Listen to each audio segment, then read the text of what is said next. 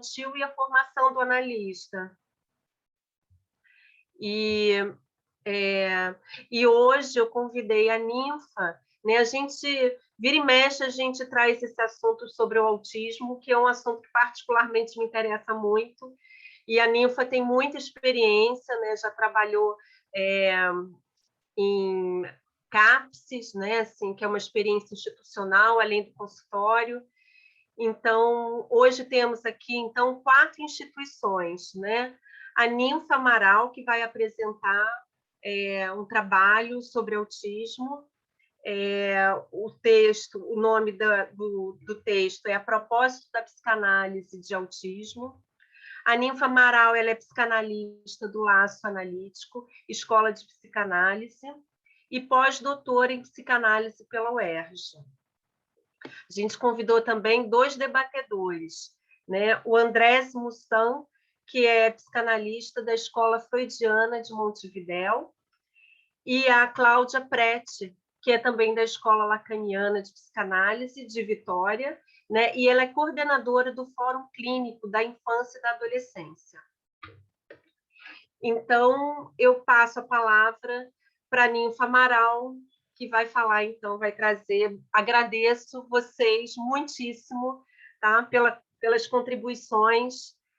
Obrigada, Ninfa, Cláudia e André. Muito obrigada, viu, pelo aceito do convite. Eu que agradeço, Flávia, agradeço a Escola Lacaniana, que é uma parceira de trabalho antiga de Convergência, e particularmente a Flávia, pelo convite, pela possibilidade de eu estar aqui um pouco compartilhando com vocês a minha experiência. Eu, em janeiro desse ano, me aposentei da saúde mental pública, e agora estou só no consultório, mas foram 23 anos de CAPSI, na assistência todo o tempo, e como coordenadora clínica, uns bons anos, como supervisora clínico-territorial também durante um tempo, e como supervisora de estagiários o tempo todo, né? Então, foi uma experiência de uma riqueza que só essa experiência mesmo nos transmite. A gente tem um aprendizado assim quando você está na clínica pública, e quando você está na clínica pública com crianças, autistas e famílias, que é maciça, né? E também o consultório, evidente. Mas essa partilha que eu vou fazer hoje com vocês é muito mais resultado desse trabalho em centros de atenção psicossocial infanto-juvenil. Vou logo ler para a gente ter o nosso tempo do debate, né? Vamos começar por algumas proposições. Propomos aqui que o uso da psicanálise como via de trabalho interfere de modo eficaz na modificação do curso do autismo. Podemos dizer, então, que a clínica psicanalítica em dispositivo territorial de tratamento é eficaz para tratar crianças e adolescentes autistas em situação de sofrimento. E isso justamente porque não se exerce como uma técnica individualista ou como um especialismo. O que essa praxis propõe verifica o tratamento simbólico e os efeitos que se manifestam no deslocamento de posição desses sujeitos assim escutados. Vou fazer um pequeno à parte aqui, só para quem não é do Brasil saber. Existe uma tensão entre as famílias, a militância das famílias de autistas em busca de um serviço especializado para autistas e uma defesa da política pública de saúde mental, pelo menos vigente até recentemente no Brasil, porque agora não é mais assim, de um serviço que seja para o sofrimento psíquico de crianças e adolescentes. Dentre estes, o autismo, mas não específico, não especializado. A praxis lacaniana há muito nos afastou da ideia de setting, colocando em cena os elementos que estruturam um dispositivo analítico, trocando o espaço geográfico pelos lugares de analista e analisante. Propomos também a equivalência na clínica do autismo entre palavra e ato. Os atos do sujeito sob transferência e diante de alguém que deseja ocupar o lugar de analista assumem o valor significante equivalente ao da palavra. E a intervenção do analista sobre este ato tem efeitos análogos à incidência sobre a palavra do falante. Sabemos que os autistas frequentemente falam, mas a peculiaridade de suas falas dá ao ato um lugar de protagonismo nessa clínica. Esta se dá entre muitos, o que radicalmente não é em grupo, pois não se faz coesão ou unidade, mas se mantém o estilhaçamento necessário a que cada um ocupe posições subjetivamente singulares. Constatamos que, por vezes, o espaço intervalar que se delineia entre um e outro técnico e um CAPSI muitas vezes faz mais efeito de abertura do sujeito autista e ao estabelecimento de um laço transferencial do que a mera existência de muitos técnicos em um mesmo espaço. Mas não é tanto por haver muitos técnicos presentes que são maiores as possibilidades de estabelecimento da transferência analítica e, portanto, de emergência do sujeito, entendida aqui como a inclusão do analista nos movimentos, atos, relatos, enfim, na trama do sujeito.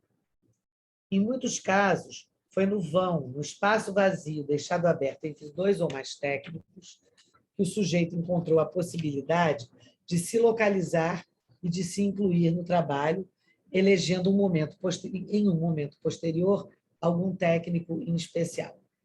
Mais uma pequena interpolação. Muitas vezes, usando uma triangulação na fala, foi que a gente conseguiu a atenção de uma criança muito perdida em si mesma, né? Se você tenta chamar essa criança, ela não olha para você, mas se você se dirige a um colega e fala: poxa, fulano, hoje, Joãozinho, parece que não está nem querendo conversar comigo. Quer dizer, colocar ele num lugar terceiro, muitas vezes atrai, convoca esse... Depois eu vou falar o que é esse sujeito autista, né? Os autistas têm um modo específico de estabelecer relação com os objetos, o que, por mais um viés ainda, nos autoriza a considerar que há um modo peculiar de advir sujeito no autismo, e também um modo peculiar de estabelecer a transferência. Esse ponto é crucial para pensar a eficácia em suas curas. Se usarmos o termo sujeito sem confundi-lo com pessoa, indivíduo ou ser, se tomarmos em seu ponto mais axial a ideia freudiana de inconsciente, seremos forçados a pensar que sujeito é o nome daquilo que se dirige ao analista em um dispositivo sob transferência pelo trilhamento da linguagem. Sujeito é o nome daquilo que poderá vir a responder por um ato que terá, então, sido desejo.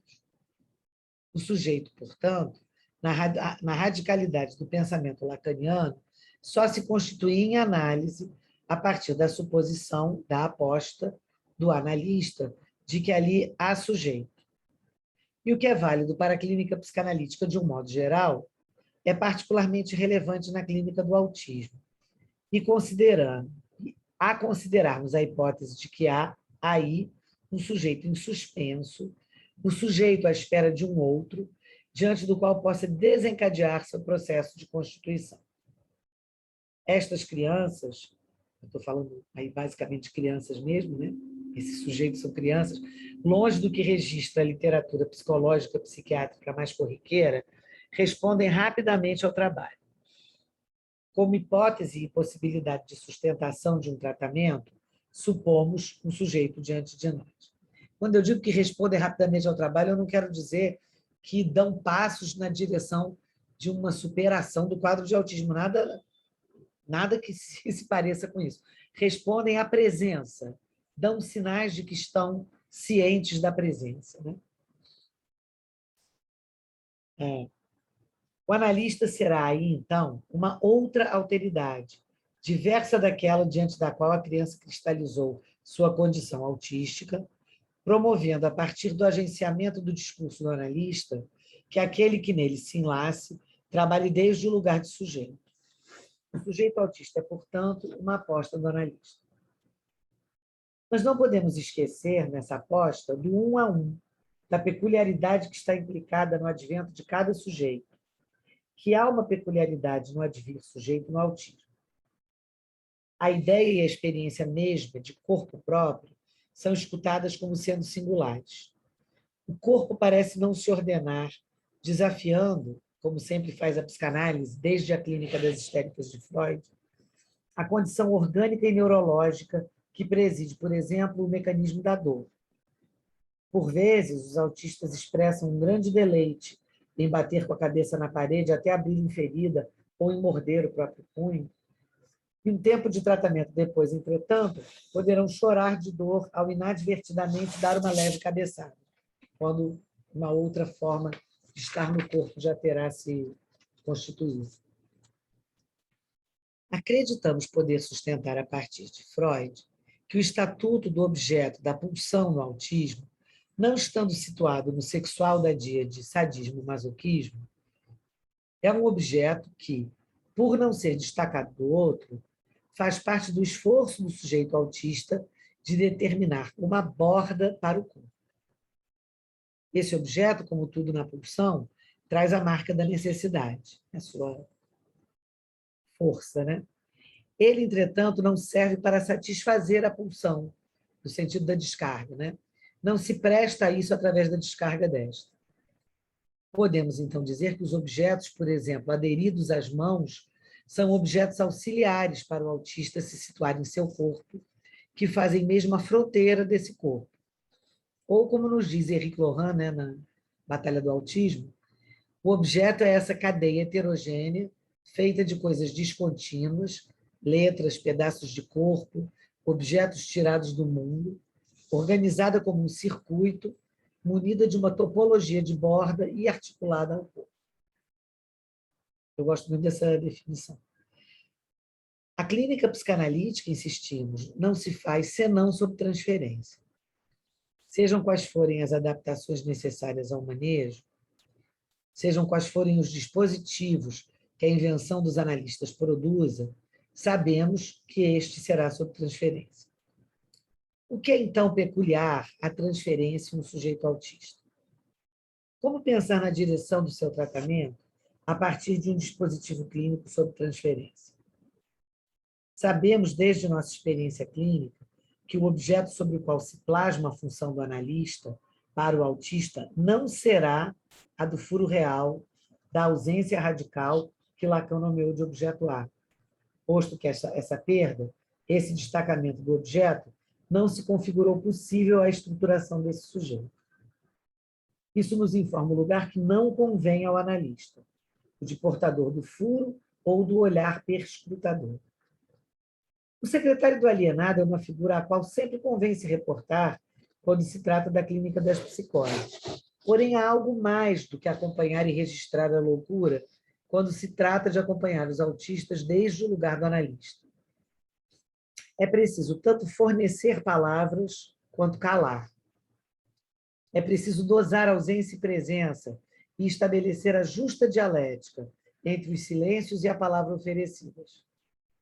O outro, lugar de horror invasivo, pela presença da palavra que queima, e o objeto, em sua fugacidade aterrorizadora, precisam dar lugar a uma outra versão de parceiro do autista. É preciso que haja uma alteridade que suporte e inclui ritornelos estereotípicos para o sujeito poder, contingentemente, disso se deslocar. E são necessários fragmentos, cacos de objetos da realidade mesmo, a serem encarnados, um simulacro do litoral entre presença e ausência do objeto, ofertado de um lugar de presença singular. Outra interpolação. Uma situação de uma sala de atendimento. Um técnico, outro técnico ali meio distante, bonecos, cacos de objeto, coisas, a criança, ou duas, ou três crianças. Um endereçamento convidativo e uma espera. E um momento que a criança vá puxar você pela mão, demandar que você interfira na relação com aqueles cacos ou com aqueles bonecos, né? Mas, enfim, alguma coisa que daqui a pouco vai lá e incomoda um pouquinho, tenta entrar outra vez, mas depois recua. É isso que eu estou chamando dessa dialética de silêncio-palavra e presença e ausência. Acreditamos poder sustentar, a partir de Freud, que o estatuto do objeto da pulsão... Não, sim. Não, eu não virei a página. Espera aí. É a partir da colocação inicial do próprio analista em um lugar, de uma alteridade outra, que se fazem sentir os efeitos de descolamento parcial da criança de seu escafandro de silêncio ou estranhamento, como se antes a fala e o trânsito livre pelo campo da linguagem o ameaçasse de fazer-se afogar, como um mergulhador sem seu aparato. Podemos dizer que o modo próprio de pensar o objeto e a transferência no autismo revelam é que, além da evidente condição de objeto não destacado pela castração, o que exigiria a entrada na sexuação, estas duas dimensões apontam o quanto essas duas dimensões são sujeito e objeto, o quanto o autismo radicalmente interroga a suposta separação sujeito-objeto, que a gente acha que tem na neurose, né? Em sua aparência tão claramente exibida pelos neuróticos. Se a castração secciona e sexua um objeto destacado, é então, sob os auspícios do narcisismo e da fantasia, que se consegue que eles se mantenham fantasisticamente conjunto de juntos do sujeito. Nesse sentido, algo da verdade, da soldagem originária de um sujeito qualquer ao objeto em sua constituição, né, em sua origem, a condição do objeto ser o nome do sujeito no real, algo da condição de objeto de cada um e todo sujeito, sua origem, isso só se expõe em toda a sua radicalidade na condição autística, que expõe e revela a verdadeira condição de objeto que há no sujeito. Para enriquecer nossa troca, vamos trazer aqui uma vinheta clínica de uma criança, um menino tratado por mim no Capsicarim entre 2009 e 2013, entre os 3 e os 7 anos. Vamos chamar aqui esse menino de Gustavo. Gustavo chega ao Carim com 3 anos, sem falar uma única palavra. Anda na ponta dos pés, bate as portas das salas com violência, se estica para alcançar os interruptores de luz, a fim de acendê-los e apagá-los alternadamente, em um movimento sem fim. Roda em torno do próprio eixo, com os braços abertos por longo tempo, se não for impedido. Não olha nos olhos do seu interlocutor, não atende ao próprio nome, não se senta para fazer qualquer atividade. Movimenta-se incessantemente e grita. Não tem o controle dos esfíncteres e, enfim, quando defeca, né, distribui suas fezes por todo o ambiente, seja onde for. Isso se alterna com retenções de fezes que chegam a 1 semana de duração.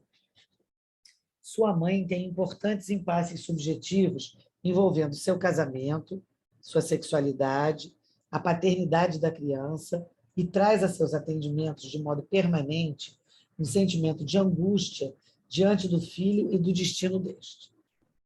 Nada diferencia essa mulher em minha escuta de uma mãe de neurótico. Eu levei anos para chegar a essa conclusão, porque no início eu achava que era muito diferente, até depois ver que não. Este é, aliás, um ponto fundamental para psicanalistas refletirem. Muita besteira foi dita acerca de pais e mães de autistas, desde Tusti até os lacanianos. 23 anos de experiência em CAPSI e 37 em escuta em consultório me evidenciaram sem hesitar que não há nada de visível, notável, impactante nas famílias de crianças autistas. Se o barro do qual é constituída a subjetividade, a alteridade de um autista, vem de seu berço simbólico, claro, entretanto, isso não se dá a ver a olho nu. E nem sempre se alcança a situar uma responsabilidade subjetiva dos pais, assim como nas neuroses. Voltemos a Gustavo. A princípio, em um trabalho que se alternava entre encontros em um espaço coletivo e outros de cunho individual, recebemos o menino no serviço. Nos primeiros momentos, ele apenas corre sem rumo, sem fazer contato, mas também sem aparentar sofrimento. Suja-se e espalha fezes pelo serviço, aparentemente indiferente ao efeito de repulsa que causava em alguns profissionais. Ele leva algum tempo para se aperceber de nossa presença junto a ele e, mais ainda, para se deixar ficar no mesmo ambiente, sem correr todo o tempo para longe. Depois de aceitar a existência de um adulto com ele, conseguimos, através do uso de um bambolê, que ele se interessasse por algum objeto. Foi uma casualidade, né? O bambolê estava na minha mão, eu estava me divertindo com ele, e aí o olhar dele se dirigiu ao bambolê. Esse bambolê, em encontros subsequentes, vai ser jogado entre a criança e o adulto, proporcionando o primeiro momento de contato visual e de interação. O contato visual com o outro o leva à observação de sua própria imagem diante do espelho. Claro, isso leva um tempo, é que aqui a gente está abreviando. E após alguma experimentação com o uso da tinta, que antes ele tentava ingerir, a colorir partes distintas e específicas de seu próprio corpo. Nessa altura do trabalho, após alguns meses de inserção no CAPSI, o contato visual já se dá sem reservas. A mãe relata que ele pressente o dia de vir ao tratamento e demonstra animação e alegria diante dessa perspectiva. Os maneirismos e estereotipias persistem. Gustavo nunca tinha ido à escola. Aí ele já tinha 4 anos e pouquinho. Não tinha mais idade, quer dizer, tinha quase 4 anos. Faltavam uns poucos meses para os 4 anos. Vivia grudado em sua mãe 24 horas por dia e essa temia deixá-lo com estranhos, pois ninguém era capaz de compreendê-lo. De fato, ele não se expressava verbalmente. O atendimento semanal a essa mãe, além de afetar os impasses de sua vida conjugal, operaram uma separação entre mãe e filho e fizeram com que ela suportasse levar o menino à creche comunitária algumas horas por dia. Tal fato teve efeitos substantivos na vida de Gustavo. Nosso trabalho junto à creche e, mais tarde, logo depois, com a escola, foi fundamental para o acolhimento e a inclusão de Gustavo. No carinho, ele passa a nomear as partes de seu corpo, dando início ao uso da fala. Foi por aí que ele começou a falar, apontando no espelho partes do seu corpo e nomeando. Em pouco tempo, passa a referir-se a si mesmo usando o pronome eu. Isso, com certeza, depois dos 4 anos. Descobre a bicicleta de rodinhas e, em parceria com os profissionais, cria trajetos com giz no chão do serviço, demarcando um espaço seu, uma rua particular na qual transitava com a bicicleta. Nossa intervenção lúdico-clínica aí foi encarnar o guarda de trânsito que impunha paradas e movimentações no percurso de Gustavo. Ele se apercebe do jogo e tanto participa quanto transgride as regras, mas demonstra reconhecê-las. Da escola recebemos boas novas. Ele se integra bem com alguns colegas e se alfabetiza aos 5 anos. Passa a ter grande interesse por alguns personagens de TV e pelo computador. Seu funcionamento se modifica tão flagrantemente no vínculo com as pessoas em geral que não vemos mais sentido em mantê-lo no dispositivo coletivo de crianças, trazendo-o para o atendimento individual ou em dupla, com uma colega também autista que teve resposta tão vigorosa ao tratamento quanto ele. Eu dei uma puladona aqui, gente, porque fiquei preocupada com o tempo. Ele começa efetivamente a conversar, a dialogar. É um diálogo de um menino que tem um desenvolvimento atípico, mas é um diálogo. É um diálogo que não se dá necessariamente sempre que eu o demando, que se dá sempre que ele demanda. Quando ele demanda alguma coisa, ele convidando ao diálogo, o diálogo acontece, e quando ele está numa narrativa de uma história, se eu me intrometer na história, o diálogo pela história também acontece. Gustavo ganha aos 6 anos um irmãozinho e reage brigando com alguns colegas na escola, se mostrando agressivo, o que antes não era usual. Nada que surpreenda diante da circunstância. Nos atendimentos, desenvolve grande interesse por brinquedos de montar, castelos e soldadinhos, e cria histórias medievais mirabolantes, demonstrando grande imaginação e boas condições de simbolização. Esta parece ter conseguido entrar como recurso de apaziguamento diante de um outro outrora invasor. quanto mais pode imaginar e transmitir à analista suas histórias, mais se afasta dos maneirismos e estranhezas que o caracterizavam anteriormente. O outro pode ser, talvez, silenciado pela própria voz dada ao sujeito. Notável, entretanto, que no diálogo não prosperávamos muito. Ele era cortês, mas falava à analista apenas o indispensável. As grandes revelações se faziam mesmo na narrativa de histórias, e os soldados medievais foram avatares fundamentais para a sua transmissão. Nos momentos finais de seu acompanhamento no CAPSI, seu maior interesse era pelo desenho e pelos relatos verbais dos acontecimentos. Ele contava tudinho o que acontecia na escola, bem como pela invenção de histórias. Continuava gostando de personagens da TV. Os preferidos eram, então, Bob Esponja e Ben 10. Enfim, um garoto de 7 anos. Peculiar, certamente, mas partilhando o mundo com seus pares, interagindo com esses, socializando na escola. A seu modo, mas sem sinais de angústia.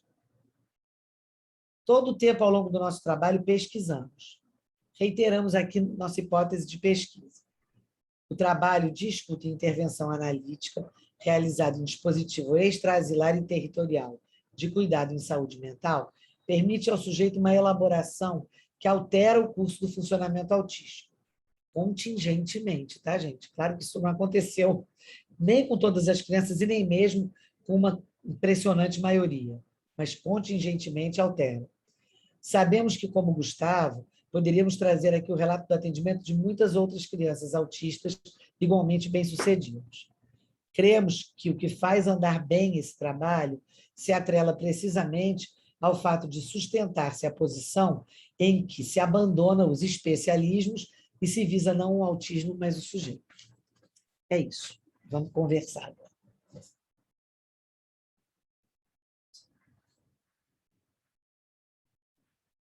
Está fechado o teu microfone, Flávia. Obrigada. Então, muito bom, Ninfa. Muito obrigada pela sua exposição. Caso clínico super rico. Muito bom. Acho que vai dar pano para manga aí para um bom debate, né?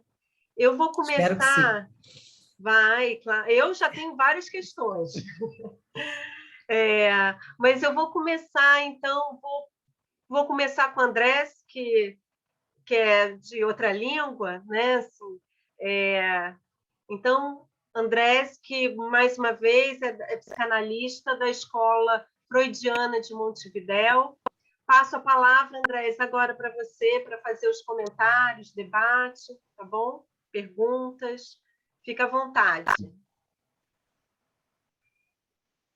Bien, bueno, muchas gracias a Flavia por la invitación y a Ninfa por el texto que compartió. Y bueno, agradecerle, digamos, también, y ya comienzo con el comentario. Si no me entienden o voy muy rápido, me van diciendo, ¿sí? Podrían intentar hablar en portugués, pero creo que sería peor. Así que dejémoslo así.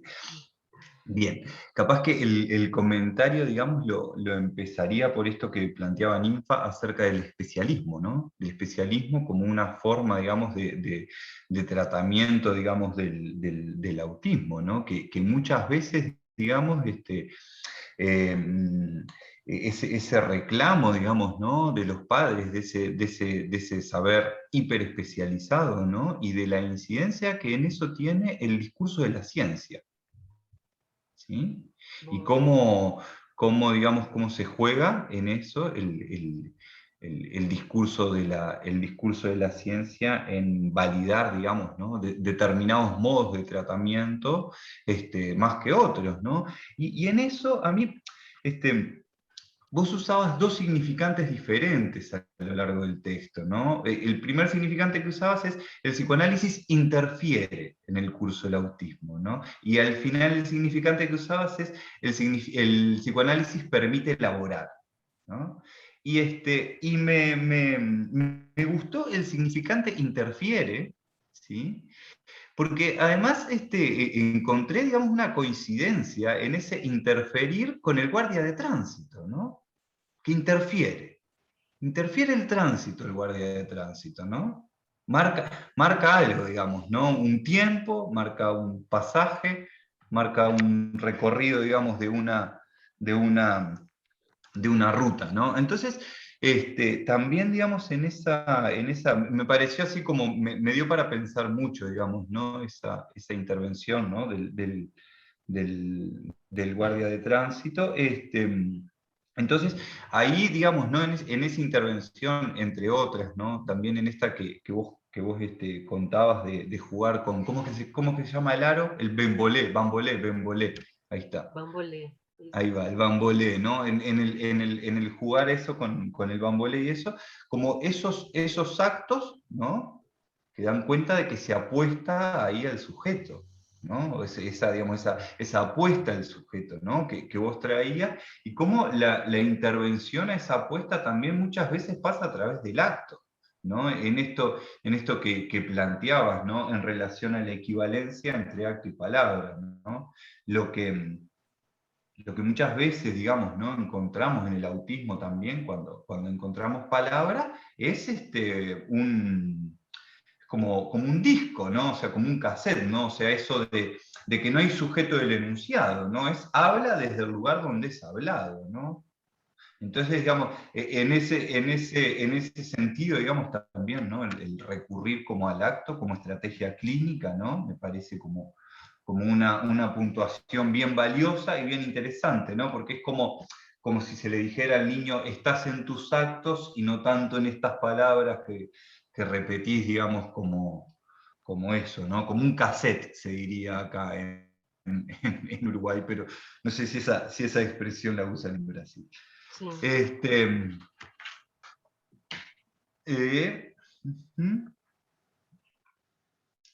Porque además, claro, el acto también permite instalar un corte con ese otro que habla y habla y habla y habla, ¿no? Es como el corte, digamos, viene como más por ese lado. Después, más como por el lado de la pregunta, ¿no? Lo que yo entendí, digamos, es que vos planteabas que había como una cierta elección en relación a una transferencia, ¿no? Respecto del dispositivo que se planteaban para trabajar en el CAPSI, ¿no? Entonces, mi pregunta en relación a eso venía por el lado de si habían como pensado algo o habían podido como formalizar algo en relación a qué es lo que determina esa elección.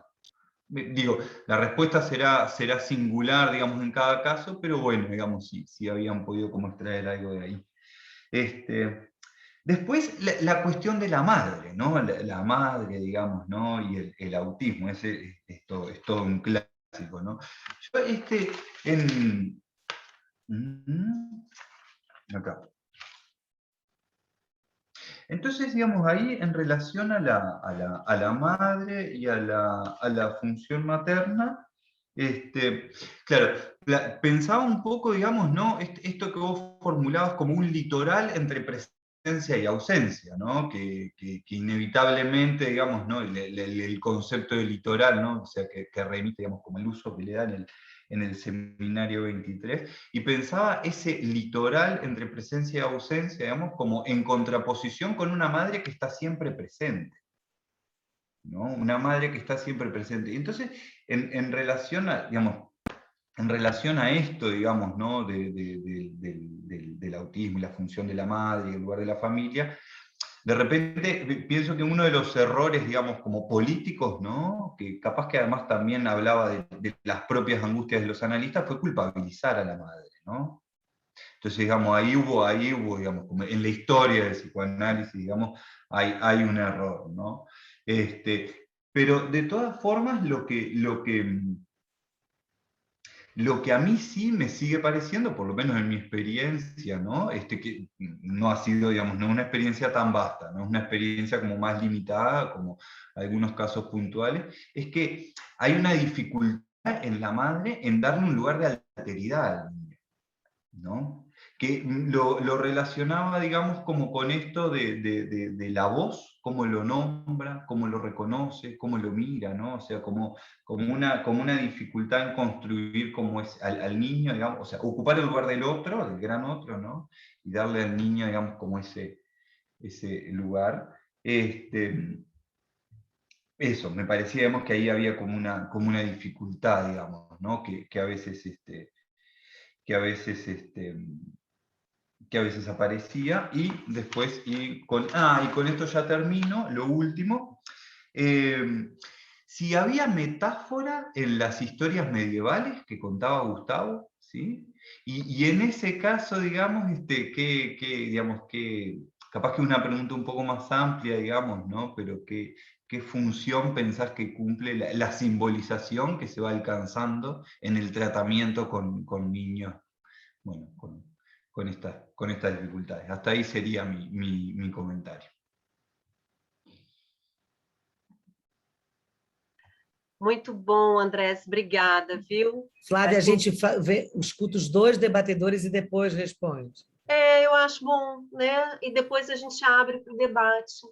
O Andrés colocou questões ótimas, que inclusive eu também tinha pensado, mas aí, bom, vou passar para a Cláudia, e aí depois você comenta os dois, tá? Cláudia Prete, da Escola Lacaniana de Vitória e coordenadora do Fórum Clínico da Infância e da Adolescência. Também tem muita experiência com autismo. Boa noite a todos. Queria agradecer a Flávia o convite, né, para estar aqui, e esse presente, né, foi um convite presente, porque, Ninfa, realmente eu fiquei encantada com o seu trabalho, que eu li e te escutei, assim, é muito interessante, porque eu pelo menos tive essa experiência, né, eu fui te escutando e fui repassando questões da clínica, né, que a gente escuta e vivencia, e como que você fala disso de uma forma interessante, profunda, bonita, né, embora seja um trabalho muito duro. Eu vou até tentar me ater a algumas anotações que eu fiz aqui, porque são tantas questões, e eu não sei se meu áudio está ruim, eu tive um pouco de dificuldade de acompanhar a fala do Andrés, deu umas falhadas, além da língua, né, diferente, e pode ser que eu talvez repita alguma coisa, que vocês me desculpem, porque pode ser que eu tenha perdido, porque eu vi que ele destacou alguns pontos que eu tinha destacado também.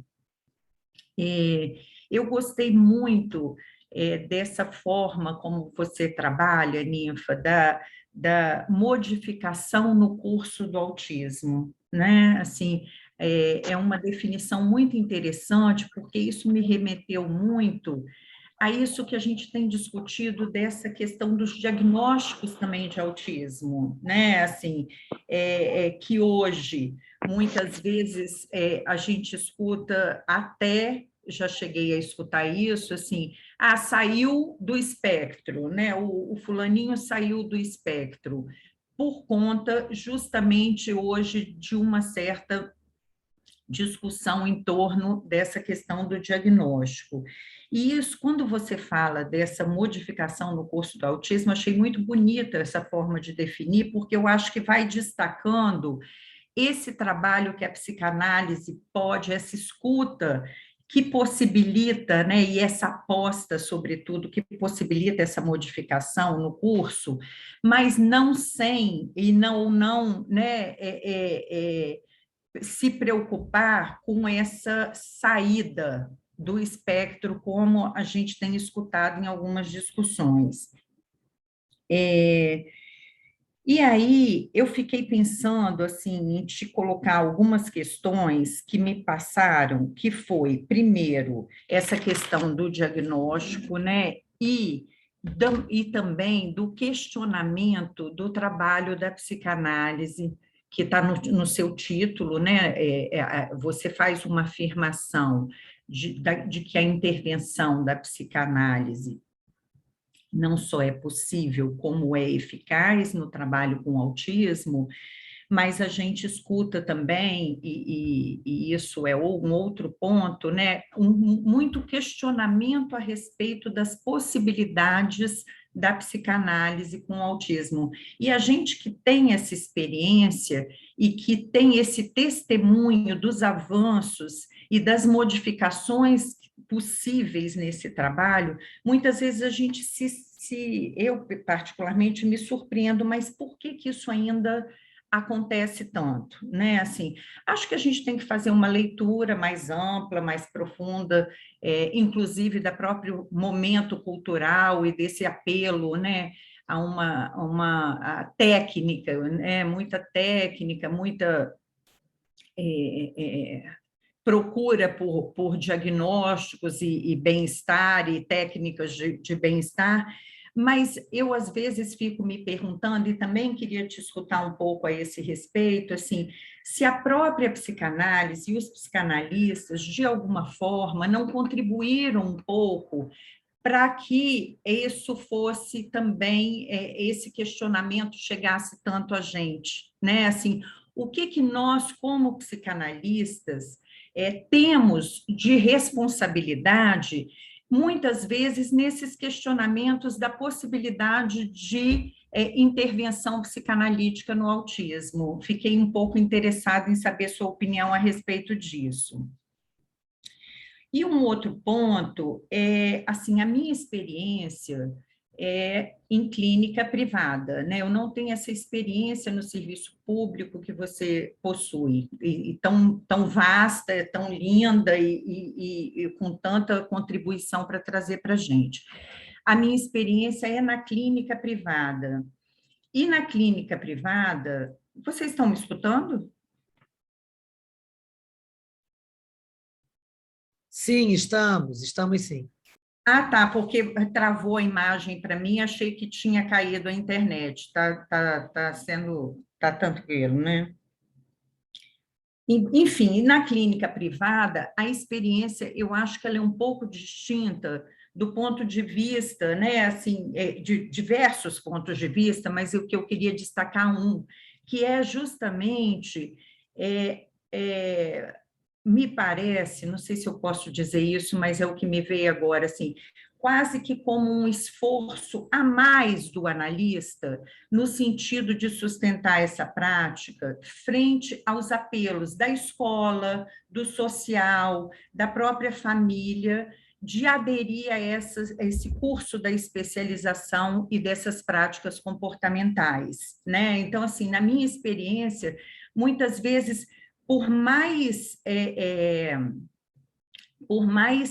deslocamentos, por mais efeitos que a gente presencia ali no trabalho com aquela criança, ainda assim a gente tem que estar o tempo todo nessa intervenção. Eu fiquei aqui pensando num caso que eu estou acompanhando, muito rapidamente para terminar, Flávia, que eu sei que eu estou em cima do meu horário, assim, é uma criança que não falava, não olhava, leu antes de se apropriar da linguagem, enquanto alguma articulação própria, está fazendo agora um movimento ainda num movimento terceiro, né? Quando eu, como analista, me coloco meio invasivo, ele me pergunta: você não quer mais ficar na Cláudia, né? E faz um movimento em direção à porta. Você não quer mais brincar com a Cláudia, e vai indo embora toda vez que alguma intervenção.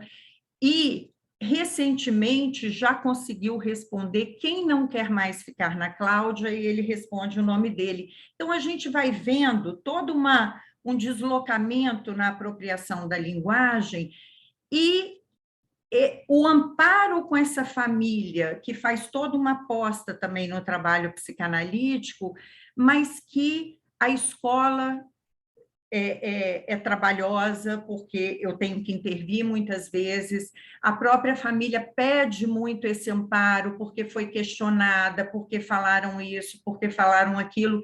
Então, assim, como você tem experiência no serviço público e na clínica privada, eu também queria que você trouxesse um pouco essa discussão, porque eu acho que no privado da nossa clínica a gente tem um a mais aí nessa intervenção que eu acho que é importante a gente colocar nessa discussão. Desculpa, Flávia, eu tinha mais 10 mil perguntas, mas eu vou parar aqui e a gente depois conversa mais, tá bom?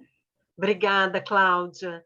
Então, Ninfa, você né, dá um contorno aí a essas Vou questões dar, colocadas, e depois para a poder gente abre esse abrir. debate, Claro, porque já tem um claro. monte de gente aí querendo fazer perguntas, tá? Tá bom. Primeiro, eu queria agradecer muitíssimo ao Andrés e à Cláudia a leitura e as questões precisas, né? Porque são coisas que vão me permitir falar coisas que eu acho muito importantes de falar, né? Vou começar pela questão da mãe, Andrés, que essa é uma questão que faz parte da minha travessia nesse trabalho. Assim, eu passei por muitos pensamentos a esse respeito. Eu escrevo trabalho sobre autismo desde 1998. Se você pegar um trabalho meu de 99, um de 2003, um de 2010 e um de 2018, você vai ver coisas totalmente diferentes. Primeiro, as mães do primeiro CAPSI que eu trabalhei eram todas neuróticas e muito presentes, e não havia crianças em abrigo que fossem autistas. Então, eu fiquei com clareza de que tinha um olhar, uma presença e até uma estrutura clínica da mãe que comparecia na construção desse autismo. Depois eu mudei de um ponto a outro da cidade do Rio de Janeiro, não é a geografia que faz essa diferença.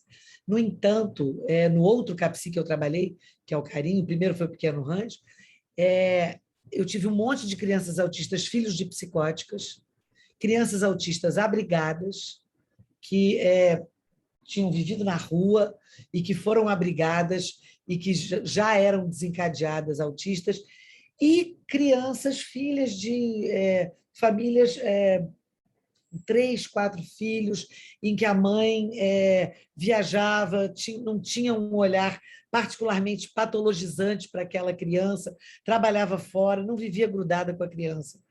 E daí eu fui obrigada a descobrir, de braços dados com Freud, que o inconsciente é uma realidade muito mais poderosa do que supunha a minha vã filosofia, porque não era nada do vivido que podia me dar um estribo para eu botar o pé e dizer isso aqui tem cara de mãe de autista, coisa que eu falava dessa presença, desse olhar maciço, e eu fui encontrando configurações tão distintas que eu preferia apostar em algum tipo de configuração radicalmente inconsciente e que serve de matéria na qual a criança vai buscar invocantemente o barro da sua constituição.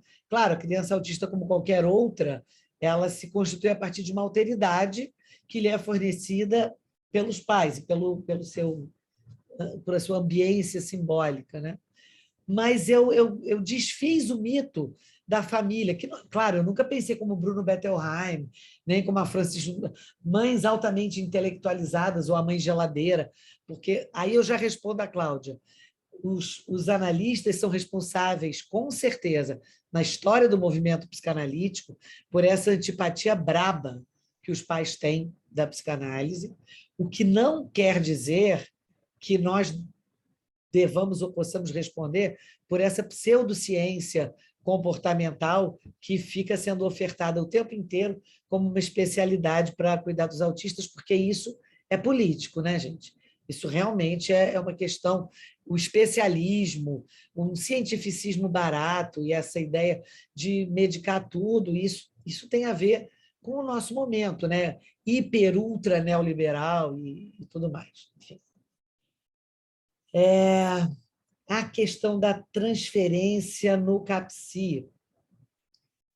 Isso, de alguma maneira, acho que eu respondo a vocês dois. Ela é muito diferente da transferência no consultório. E ela é muito mais fácil. Eu já atendi, no momento não atendo nenhuma criança autista no consultório. Atendo crianças não autistas. Eu ia dizer neuróticas, mas também não tenho tanta certeza assim. Atendo crianças não autistas no consultório, mas no momento não estou atendendo nenhum autista, muito menos um autista grave. Mas as dificuldades no consultório, essa questão que a Cláudia fala, da invasão, que pode ser uma questão de manejo, mas pode não ser, pode ser uma questão de arranjo do dispositivo, né? A criança que pode correr por um espaço grande, se dirigir estilhaçadamente a uma pessoa e a outra, e a outra, e a nenhuma, e ficar longe de você durante meia hora, 40 minutos, até decidir se dirigir a você, e aí dizer alguma coisa muito preciosa, isso faz muita diferença no avanço desse trabalho.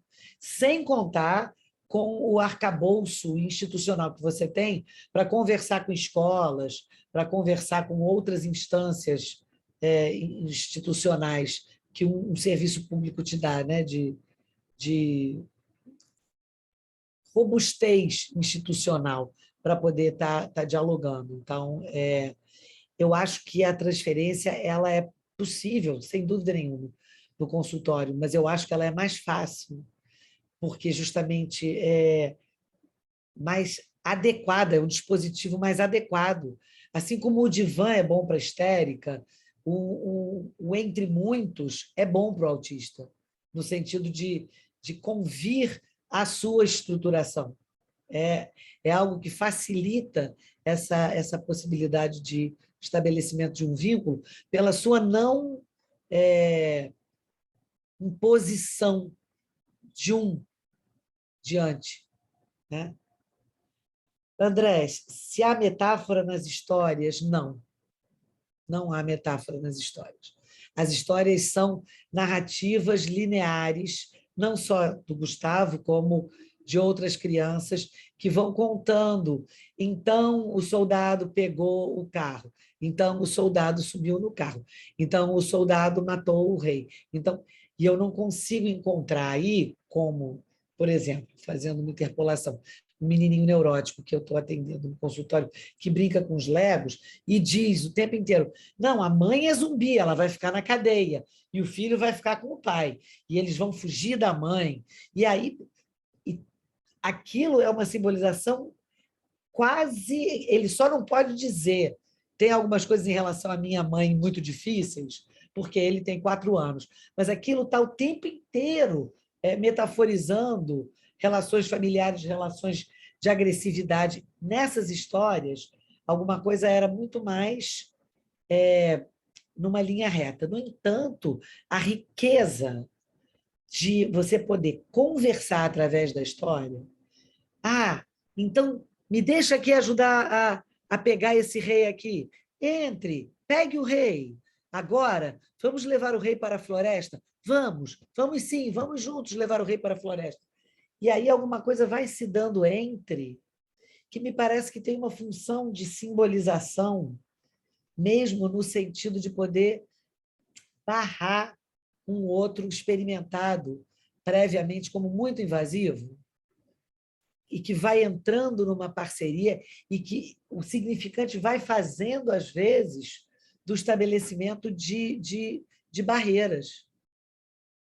Quanto mais o uso do significante é apropriado pelo sujeito, parece haver menos angústia, menos invasão. Pelo menos essa é a minha leitura aí, né?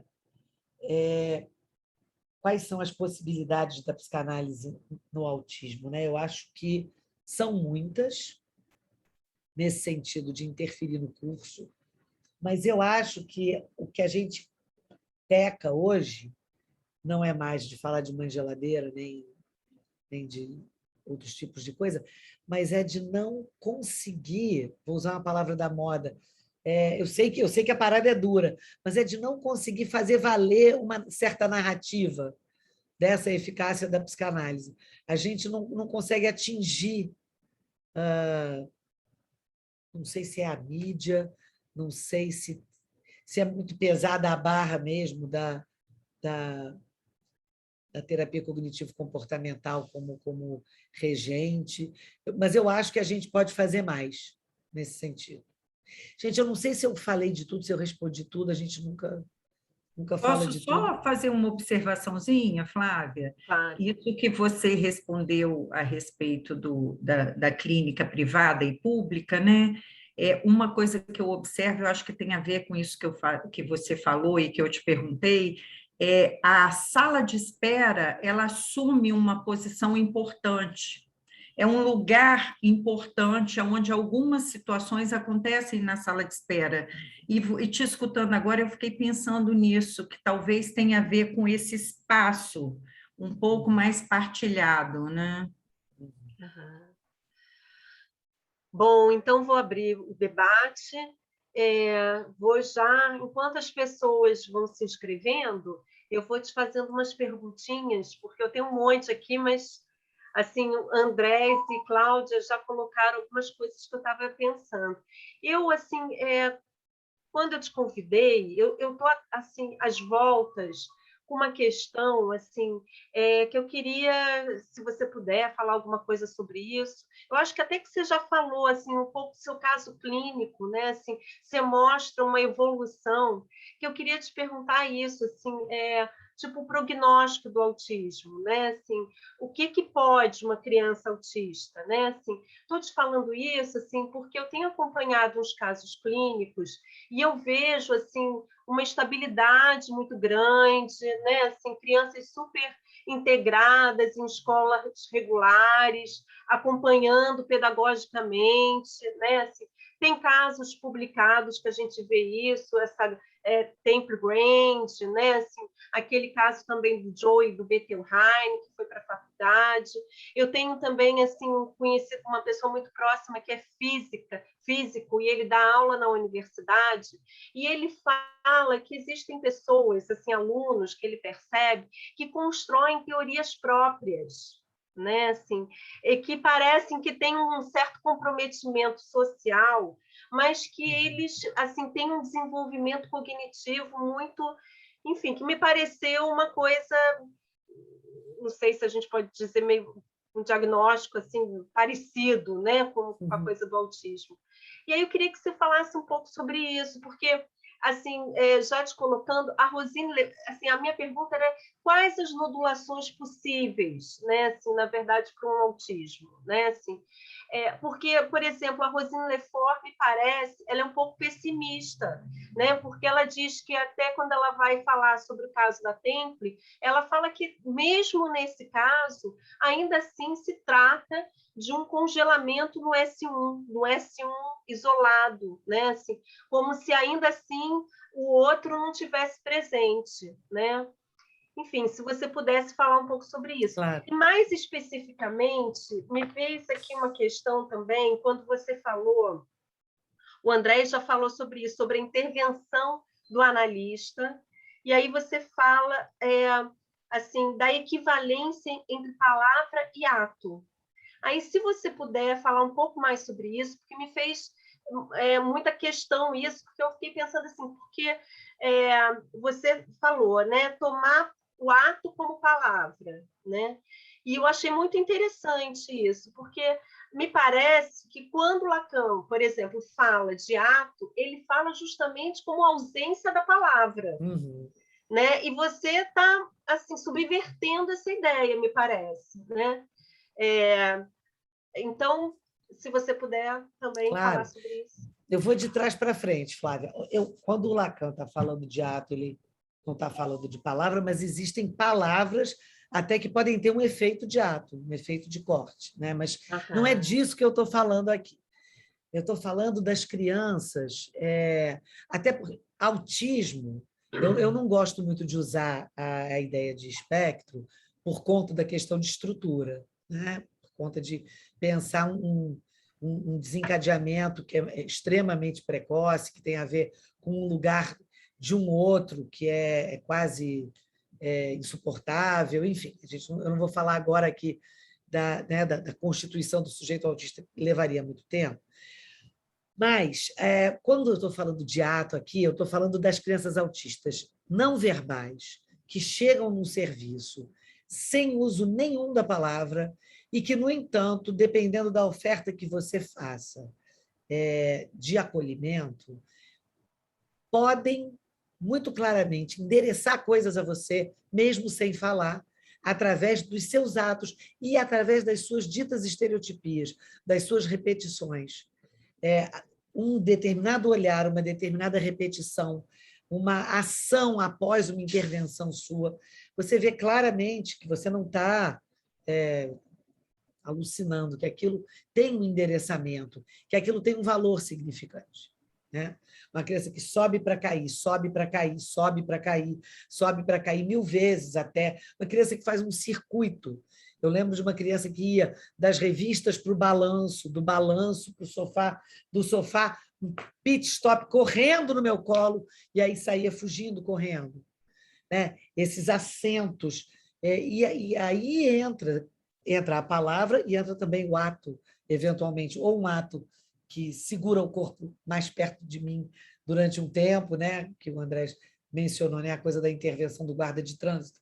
Pode ser alguém que segura, ou alguém que coloca legenda. Essa clínica é muita clínica da legenda, sabe? Assim, um filme em outra língua, que você coloca legenda. Agora fulano levantou, agora fulano chegou na revista, agora fulano chegou no balanço, agora fulano correu para o meu colo, agora fulano levantou de novo.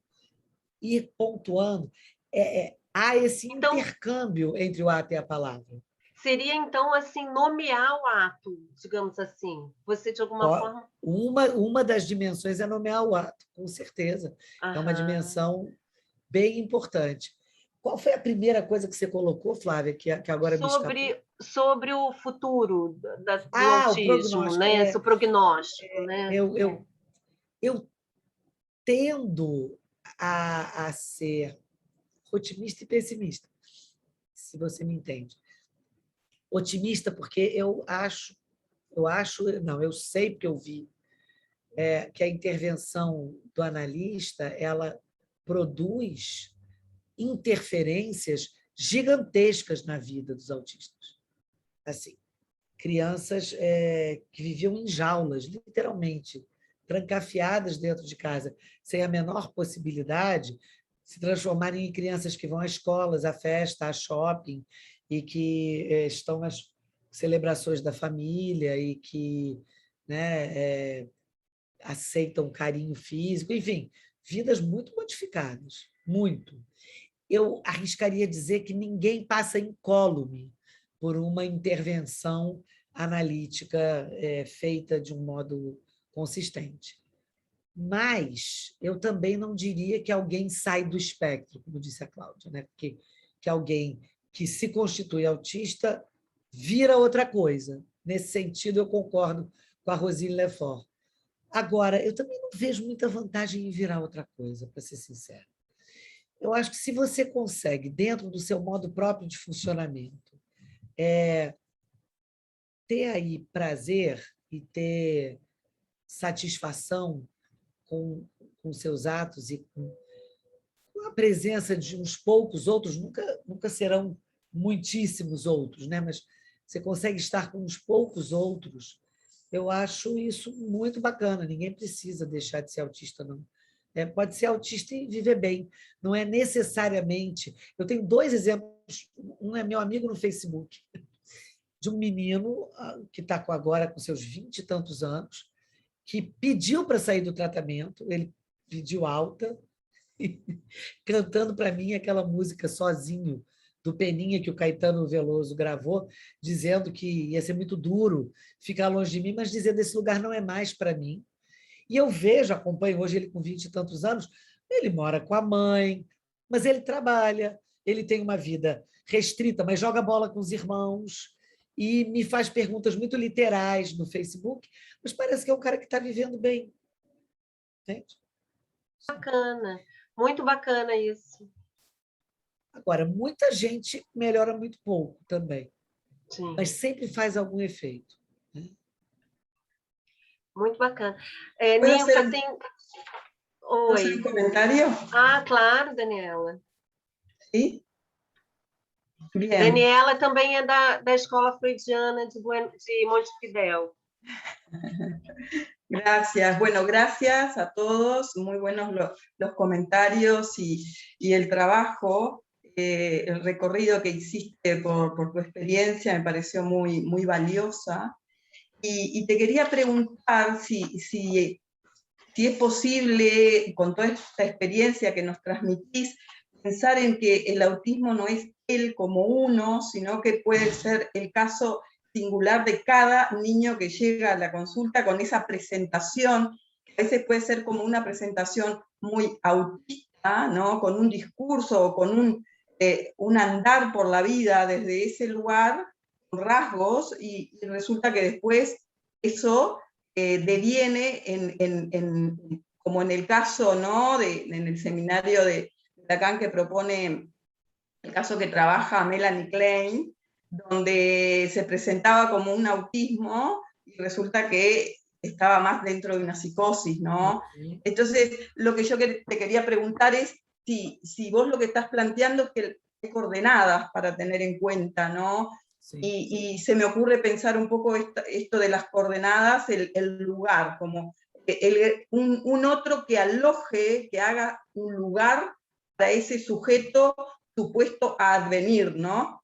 Porque Sí. vos decís en un momento en tu trabajo que está ubicado en lugar de objeto, ¿no? Y cómo el analista en su interferencia hace corte justamente en ese punto, ¿no? De hacer un lugar para que advenga un sujeto allí, ¿no?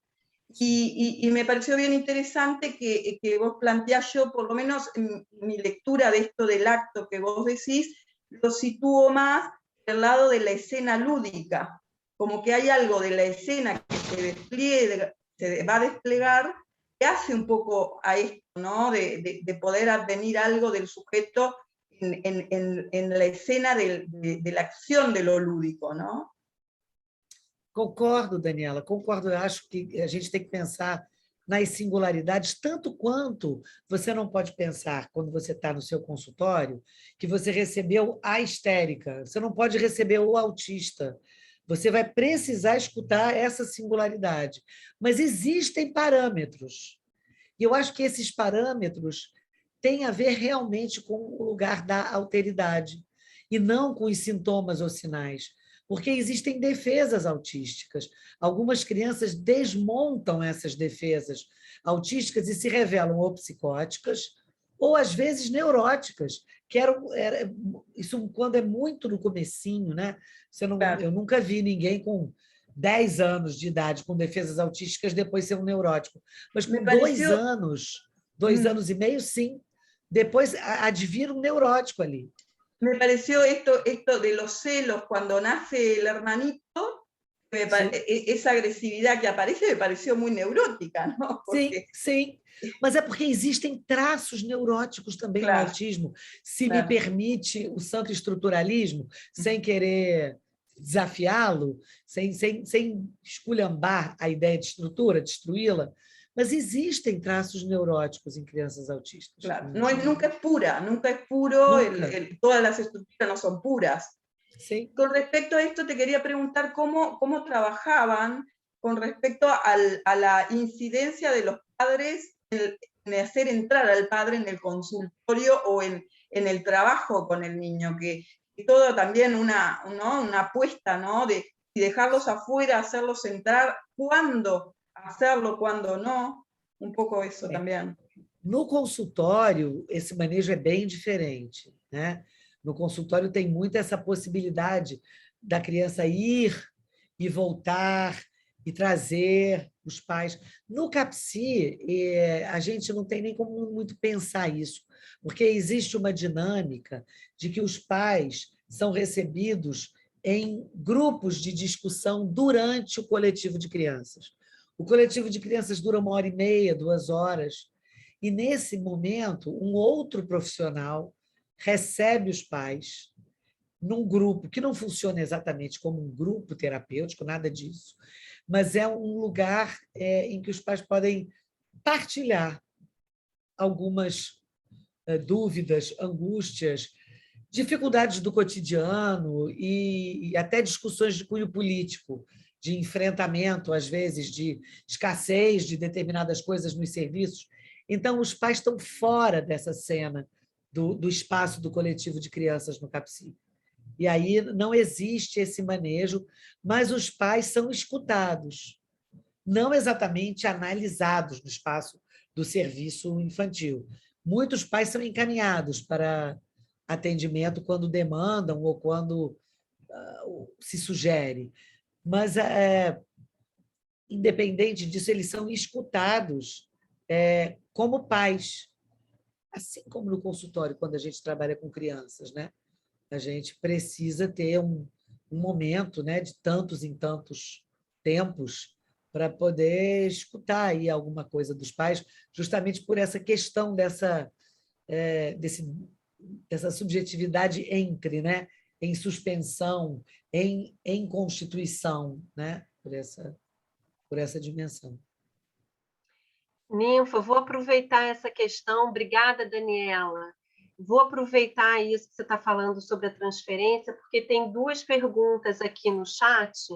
Uma pergunta assim, sobre a transferência com os pais, que é um pouco o que você estava falando, né? A importância do atendimento com a mãe e com o pai, né? E a outra pergunta é assim, não há diferença notável entre os pais de autistas e os pais de neuróticos? Né? A pessoa fala com um ponto de exclamação, Sim. assim. Não há. Eu cheguei à conclusão de que não há. Claro que eu não estou com isso dizendo que não existe uma responsabilidade subjetiva dos pais na constituição dos filhos. Mas não há, a olho nu, hoje em dia, para mim, nenhuma diferença. Eu devo ter atendido, em 23 anos, fazendo aí uma conta por baixo, umas 200 famílias de autistas, talvez. Eu vi de tudo. Eu vi desde uma mãe que você olha e fala qualquer pessoa que nasça dessa mulher vai ser doente, até uma mãe que podia ser sua melhor amiga, que você poderia sair para tomar chopp com ela, que ela não difere nada de você, no estilo, no funcionamento. Não há nenhuma diferença a olho nu de mães de autistas e mães de neuróticos. É o que minha experiência hoje em dia indica. Depois de escutar muita gente. Agora, quer dizer que então é uma casualidade a criança ser autista? Não. Não é uma casualidade. É um encontro, é um modo de endereçar coisas inconscientemente, e é um modo da criança convocar coisas. Tem uma série de elementos, eu não saberia dizê-los, nem creio que ninguém saiba, assim, mas não há nenhum aspecto biográfico visível para mim. Assim, hoje em dia, eu não saberia defender. Transferência dos pais, gente, se não tiver aposta dos pais no trabalho, eu acho que não tem a menor possibilidade do trabalho acontecer. Só que eu acho também que é muito diferente essa aposta num consultório particular e num serviço público, em que a transferência vem mesclada com 1 milhão de coisas. Muitas vezes você é salvo e o serviço é atacado. Isso ajuda, às vezes. Porque vocês aqui não, sei lá, qualquer coisa, não tem um fono. Porque precisa de fono, e o serviço não tem fono, mas não é nada contra o seu trabalho, não, Ninfa. Você trabalha otimamente com ele. Então, essa ambivalência ela fica espalhada pelo serviço, né? Mas, se não houver um nível importante de aposta, não acontece. Chega, fica um pouquinho e vai embora. Quando se trabalha com uma população pobre mesmo, pauperizada como é a do Brasil, muitas vezes existe uma gratidão que atrapalha muito a transferência também, porque os serviços, né, de atenção psicossocial costumam ser muito acolhedores e disponíveis para essas famílias e essas crianças. E o brasileiro não está acostumado a ser bem tratado assim, no serviço público, até pela sobrecarga. O SUS é a coisa mais maravilhosa que existe, mas a sobrecarga dos profissionais é gigantesca. Como a gente dá o nosso celular, pode ligar para a gente sábado, dizer o fulaninho não está bem, às vezes tem uma gratidão que atrapalha também. Muito bacana. A Ana Luísa quer fazer um comentário, mas eu só queria te falar uma coisa, assim, essa questão dos pais de autistas, né? Eu achei muito interessante o que você falou. Eu também, na minha clínica, nunca...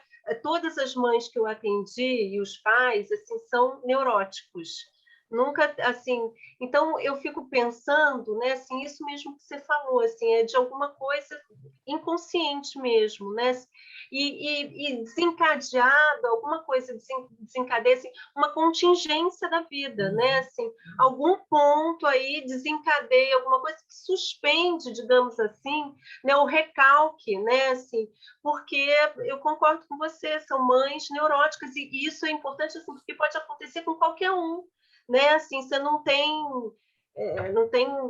é isso, é muito inconsciente, né? E É algumas isso. são psicóticas e algumas nem estão presentes, porque que eram neuróticas eu até já estava mais acostumada. Mas as mães psicóticas do Capsicarim, o Capsicarim é lotado, era no meu tempo, né? Não sei mais agora, lotado de mães psicóticas que não tinha no Capsi Pequeno Rancho, muitas mães psicóticas. Curioso. Assim, e no Capsi Pequeno Rancho, todas as mães eram neuróticas. Isso é que me fez ver que tem uma contingência aí. É, uma contingência. Isso aí. Pode falar, Ana Luísa. Oi, boa noite. Ninfa, parabéns pela sua fala, assim, eu achei incrível, assim, o caso que você traz, né, muito bonito. E aí eu achei muito interessante isso que você traz da mãe, né, das mães dos autistas, né? E aí eu fiquei me perguntando se a gente, né, assim, nós psicanalistas, né, muitas vezes não temos um certo preconceito, né, tentando identificar, então a mãe do autista é assim, é assado, né? Porque isso é muito diferente, né, de responsabilizar e de implicar essa família, né, no tratamento, enfim, na situação daquela criança, né? E aí eu fiquei pensando nisso. Será que muitas vezes nós psicanalistas, né, não vamos num viés muito de uma culpabilização, né? E aí dá para a gente entender por que muitas vezes essas famílias vão buscar esse tratamento especialista, né, na neurociências, né, na terapia, enfim, cognitivo-comportamental, né? Porque eu acho que, assim, por outro lado, o que muitas vezes eles fazem é desimplicar, né? Assim, é uma certa desimplicação da família naquela situação. Ah, não, a criança nasceu assim, ela é assim, isso não tem nada a ver com romance familiar, né? Como essa família, enfim, o que a família pôde fazer, enfim. E aí vão de um extremo ao outro, né? Assim, se por um lado tem uns que culpabilizam, vão para uma desimplicação, né? E aí eu acho muito importante a sua fala, né? Para a gente pensar realmente assim, que é necessário implicar essa família, né? E acolher, a partir do acolhimento, claro, né? Porque é isso, é de uma contingência, é inconsciente, né? A gente não tem como dizer foi isso, foi aquilo, né? Só mesmo acolhendo, escutando e podendo ver o que é possível. Era isso que eu queria colocar. Concordo inteiramente. E te parabenizar. Então, já está quase finalizando. Se alguém quiser falar alguma coisa, essa é a hora. Então, assim, eu quero agradecer muitíssimo, Ninfa, assim, foi muito bacana, assim, as colocações que você fez, assim, levantou muitas reflexões, eu vou ainda amadurecer muita coisa aí, obrigada. Assim, é uma experiência muito rica, porque eu acho que o importante é que você trouxe mesmo a clínica, né? Assim, a análise, a direção do tratamento, você tocou em pontos assim fundamentais. Muito obrigada, tá? Agradeço também muitíssimo a Andrés. Flávia, boa noite a todos. Oi, se der tempo, eu gostaria de fazer uma pergunta então, bem rápida. claro, aproveita, fala, então, pode falar. Desculpa aí por não poder ligar minha câmera, tá? Eu queria perguntar a ela qual é a relação do autismo com a agressividade. Geralmente é um quadro que se apresenta? Olha, não tem uma relação evidente entre autismo e agressividade, assim como não tem uma relação evidente entre autismo e autoagressão, ainda que aconteça. Acontece também a heteroagressividade, mas tem crianças autistas que são extremamente passivas e não é notável essa relação. Claro, algumas crianças autistas são agressivas, sim, mas não é notável essa. Não tem uma correlação importante, entende? Não é nem mesmo um traço do quadro, esses que a gente encontra no DSM e na CID, que fala, né? Dificuldade de uso da linguagem, estereotipias, dificuldade de socialização, de comunicação. A agressividade não é uma característica dessas listadas, nem comportamentalmente. Ela é também uma contingência, assim como uma criança neurótica pode ser também muito agressiva ou não. É uma boa questão, né? Porque para falar de agressividade tem que falar de estágio do espelho, né? Assim, porque a agressividade vem a partir do estágio do espelho, né? E a criança autista está aquém disso, né? É uma boa questão para a gente mas eu trabalhar. entendi que ela estava falando, Mara, se as crianças autistas batem. Sim. Assim, não a agressividade no sentido do endereçada A linha, ao do outro, erótico né? agressivo, mas no sentido de que bate. Algumas crianças autistas batem, se sentem invadidas e batem. Sim. Outras não, mas assim, não é uma correlação importante, Sim. assim, pelo Eu menos. entendi, como um traço característico, né? Não Isso que é, você quer não falar. é. Isso. Exato, não é. Não é. Entendi, Pode obrigada. ocorrer, pode ocorrer. Tá. Bom, gente, então agora a gente vai ter que encerrar mesmo. Muito obrigada, Ninfa, Andrés, Cláudia, obrigada pela participação de vocês, viu? E obrigada a todos vocês que vieram também. Muito obrigada. Super obrigada e qualquer coisa, a gente segue nessa interlocução aí por e-mail, por zap, fiquem à vontade, tá bom? Valeu, obrigada. Foi um prazer estar aqui com vocês. Parabéns. Muito obrigada. Parabéns. Tá? Eu queria só dar uma última palavrinha, Flávia. Eu queria fazer um elogio à Ninfa, até porque eu tenho um trabalho com interdisciplinaridade, com direitos de família, e isso me ensinou muito. Uma fala clara, tranquila e sem os excessos de psicanalês, e tão profunda como a sua. É isso que transmite. Parabéns. Gostei muito da sua fala, bastante. Dar aula na universidade durante anos, para alunos dos primeiros semestres, me ensinou que eu mandava todo mundo embora se eu falasse lacanês. Então, não pode. Falou. Muito bom. Valeu, gente. Muito obrigada pelas trocas. Beijo. Bueno, obrigada por la invitación. Boa noite. Muito obrigada, Andrés. Muito obrigada, Cláudia. Daniela. Tchau. Boa noite.